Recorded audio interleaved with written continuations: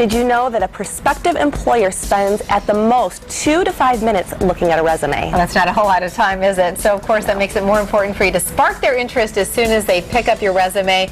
Well, today, our staffing experts from OnStaff USA are here to talk with us about creating the right resume for you. That's right, and Emily Turner has some great tips if you're looking for work right now, which is a lot of people. So what are the tips right off the bat that you have for people that really have the not great resume? We were talking about this. Right. Well, first and foremost, you need to have a solid objective, one that states clearly what you're looking for in a position. Second, make sure that you have a nice, crisp piece of paper, not a fun-colored paper. A lot of people want to use pink or blue. I definitely suggest classic white or cream color, nice and crisp, again. Font, make sure it's a clear font, not something that's fun. Again, it needs to be something that the employer can read easily.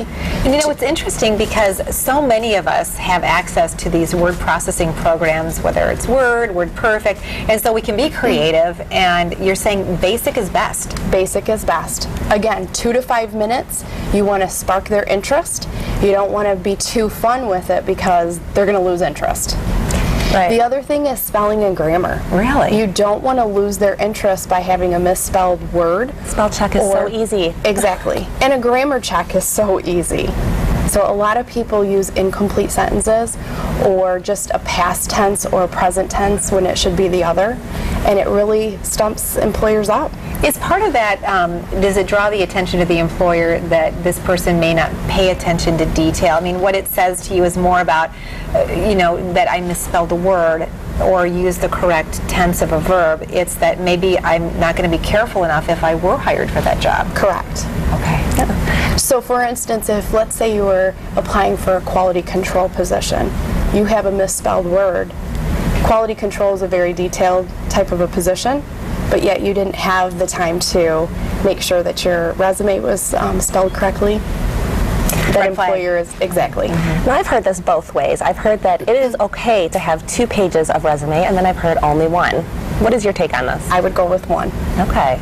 Get all of your details in 1 page, and if you have to go to 2, you've probably been too wordy. Okay, because you want that to be a calling card, the employer to call you or get back to you for more information. Correct. Okay, do you have examples of anything that's just bad, like a bad resume you could share with us? We do.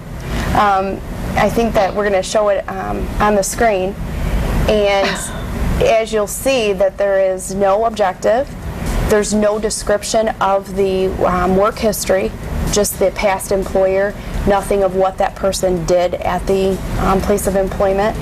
And so if I was the employer looking at that, I would have no idea what that person has performed at those employers. Fantastic. Now, I know that there are a lot of people here in West Michigan searching for jobs right now, and you actually are going to really make it easy for people by offering them the opportunity to tap your expertise. Tell us about that.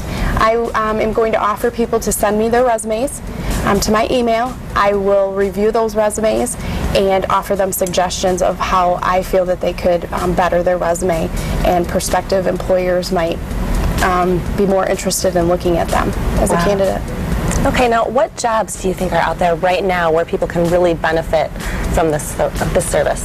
I would say anything from direct hire, engineering, IT, accounting, all the way to manufacturing.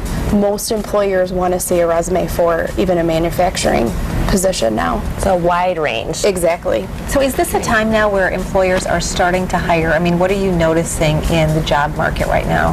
Employers are very active at this point. That's great. So tell us about your organization. What you help to find people jobs? We do. That's number 1 for you. Where are you located? We're based out of Portage. We do have 5 locations: Battle Creek, Otsego, Decatur, St. Joe, and then again the corporate office is in Portage.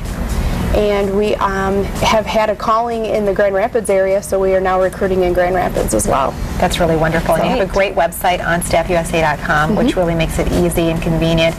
And you know, it's interesting, Emily, because I know you've been at this a long time, and there really are some great opportunities for people to connect with your organization to just really help them take that next step. You bet. Right.